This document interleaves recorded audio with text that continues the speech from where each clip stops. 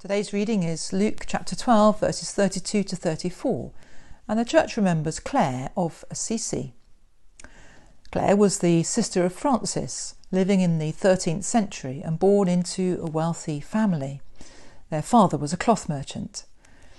Francis famously turned against his life of ease, pleasure and luxury as a result of various life experiences and stole a bag of cloth from his father to sell in order to make money to repair churches. He took the words of today's reading as a personal calling and started an order for men based on simple living and service of the poor. Francis did just what the rich young man was challenged to do. His younger sister Clare was much influenced by this and was moved to renounce her own possessions and to join him in his commitment. Who knows what opposition she faced in the family? Francis was never reconciled to his father. And how difficult it must have been for a woman in those times to strike out and swim against the stream. Other women were attracted to join her, and Clare founded an order known as the Poor Clares, who continue today alongside the Franciscan movement. This was such a counter-cultural activity. It's fascinating as well as terrifying and poses to us such a huge challenge.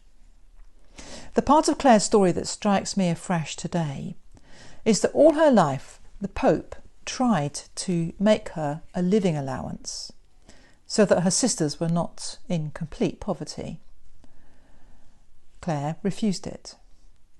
Most of the Poor Clare communities accepted, but Clare herself and the community where she was abbess consistently refused to accept an income. I suppose they must have depended on the charity of people around for their daily bread. Can you imagine this today? If someone were offered a rise in salary and they refused it? Or if someone was appointed to a job and they refused the salary? Oh no, I insist on doing it voluntarily. It's countercultural, and that doesn't even cover it. We have acquisition written into our bones. I don't say greed necessarily, it's an ugly word. But our most basic assumption is that more is better, whether it's money or possessions or financial security. It's taken for granted so much that we just don't even notice it's there, let alone question it. Like unconscious bias, we experience unconscious materialism. Clare believed that less is always better. And why?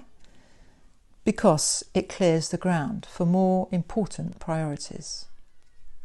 She said to her sisters, "Since you have cast aside all things which, in this deceitful and turbulent world, ensnare their blind lovers, love him totally, who gives himself totally for your love."